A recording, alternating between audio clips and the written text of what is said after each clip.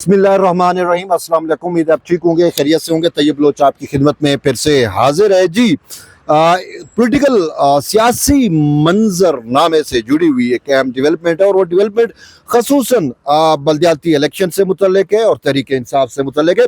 लेकिन पहले सबसे बड़ी अहम खबर ये है कि पाकिस्तान हुक्मरान इत्तेहाद यानी कि पाकिस्तान मुस्लिम लीग नून और पाकिस्तान पीपल्स पार्टी दोनों ने फैसला किया है कि ज़िमनी इंतखाबात जो है वो मिलकर ही लड़ेंगे। तो ये एक मेरे ख्याल में बहुत अच्छा फैसला है। मैं तो इस फैसले की तायद करता हूँ कि दोनों बड़ी मुल्क की जमातें जो हैं वो ज़िमनी इंतखाबात इकट्ठे लड़ने जा रही हैं और ज़िमनी इंतखाबात बड़े पैमाने पर होने जा रहे हैं। जैसा कि आपको इल्म है कि तहरीक इंसाफ के मुतअद्दिद जो तकरीबन 58 रहनुमा हैं और उसमें मुतअद्दिद जो हैं वो पार्लिमान का हिस्सा है, चाहे वो सूबाई पार्लिमान हो या कौमी असम्बली का पार्लिमान हो यानी वफाक का पार्लिमान हो, उसका हिस्सा है। तो उनकी अब चूँकि सज़ाओं का सिलसिला जारी है, उनको सज़ाएँ हो रही हैं। मैंने पहले भी आपको कहा था कि आलमोस्ट 40 से ज़ायद अरकान असम्बली सूबाई भी और कौमी भी वो जो है नाअहल होंगे। तो साफ ज़रा इतनी बड़े जंक जो है वो खाली हो रहा है, चंक खाली हो रहा है पार्लिमान का या असम्बलियों का, तो वो रिप्लेस तो होगा और उसका तरीका ज़िमनी इंतखाबात है। तो ये अहम खबर है कि ज़िमनी इंतखाबात जो है वो पाकिस्तान पीपल्स पार्टी और पाकिस्तान मुस्लिम लीग नून ये दोनों मिलकर लड़ेंगी। अब दूसरी तरफ आते हैं तहरीक इंसाफ पे। क्या तहरीक इंसाफ ज़िमनी इंतखाबात में जाएगी? ये सबसे अहम सवाल है। जाएगी नहीं जाएगी? और इस हवाले से तहरीक इंसाफ में हो क्या रहा है? बेसिकली खबर अभी आई है कि तहरीक इंसाफ तकसीम हो गई है, बढ़ चुकी है। तहरीक इंसाफ का आज इजलास हुआ और उस इजलास में जो है वो 13 अरकान जो थे, मेंबरान जो थे पीटीआई के, उन्होंने कहा कि हमें ज़िमनी इंतखाबात में जाना चाहिए, जबकि 9 ने कहा कि हमें नहीं जाना चाहिए। जिन 9 में थे शेख वकास अकरम हो गए और साहबजादा हामिद रज़ा हो गए, अलीमा खानम, ये वो, तो ये है। बाकी सुलेमान अकरम राजा और दिगर का ये था कि हमें जाना चाहिए। तो यूं अब इस हवाले से देखें कि 13 अरकान जो हैं वो इस पॉलिटिकली विजडम के साथ हैं कि हमें बाई इलेक्शन में ज़िमनी इलेक्शन का बाइकाट नहीं करना चाहिए, हमें स्पेस खाली नहीं छोड़ना चाहिए, हमें फाइट करना चाहिए, हमें लड़ना चाहिए, हमें मुकाबला करना चाहिए। तो 9 कह रहे हैं कि नहीं। अब जो 9 वो क्यों कह रहे हैं, अब खुद वो अडयालवी क्या सोचता है। बानी पीटीआई से मुतल्लिक एक खबर आई थी और उसमें ये था कि इमरान खान ने जो है वो जेल से ये पैगाम भेजा कि हमें ये जो ज़िमनी इंतखाबात होने जा रहे हैं इसमें हिस्सा नहीं लेना। यानी कि खान साहब ने तो फैसला कर दिया कि तहरीक इंसाफ जो है वो इन ज़िमनी इंतखाबात में हिस्सा नहीं लेगी। लेकिन अब तहरीक इंसाफ के 13 अरकान कह रहे हैं कि हमें हिस्सा लेना चाहिए। बहरहाल क्या फैसला होता है ये चीज़ें अभी सामने आई कि कुछ को सुना है टिकटें भी मिली हैं। तो बहरहाल कहने का मतलब ये है कि ये बटी हुई है, अवाम का शिकार है, तकसीम है, कोई एक मुश्तरका इकट्ठी पॉलिसी नहीं है।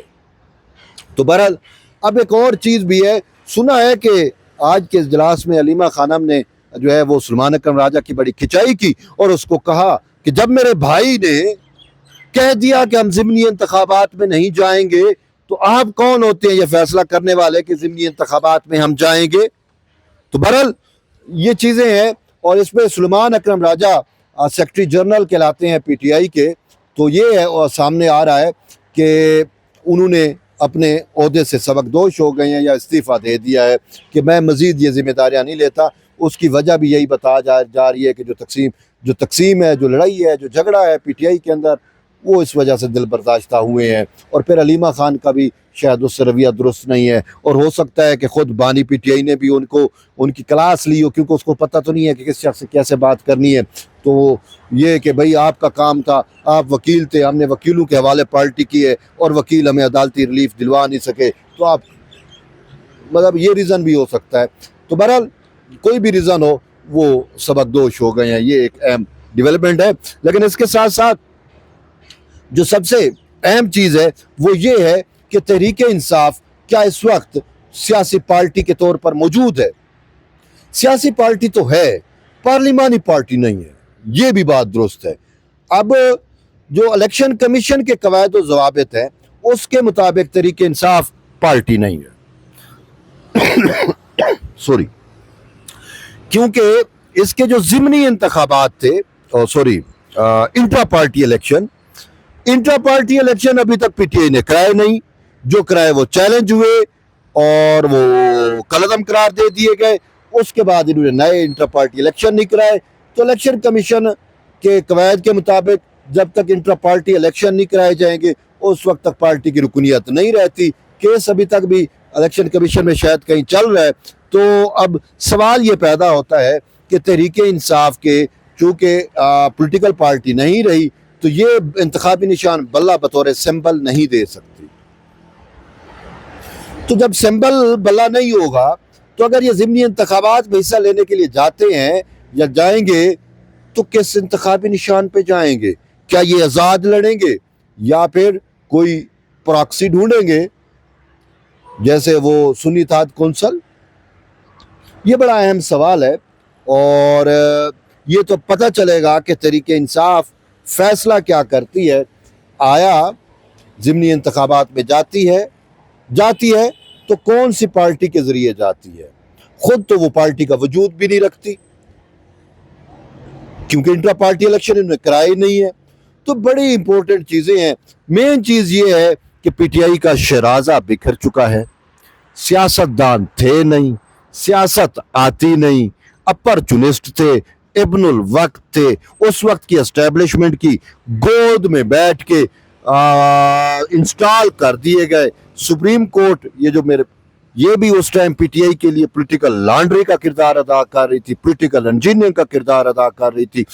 ایک مہا کاذب, مہا منافق شخص کو, مہا جھوٹے شخص کو جو ہے وہ اس ریاست کے اس تخت پہ صادق و امین بنا کے مسلط کیا. میرا ایمان, آپ کا ایمان یہی کہتا ہے کہ صادق و امین اس دنیا میں, اس ورلڈ میں, اس کائنات میں ایک ہستی ہے اور وہ ہے نبی محمد صلی اللہ علیہ وسلم, نبی آخر الزمان.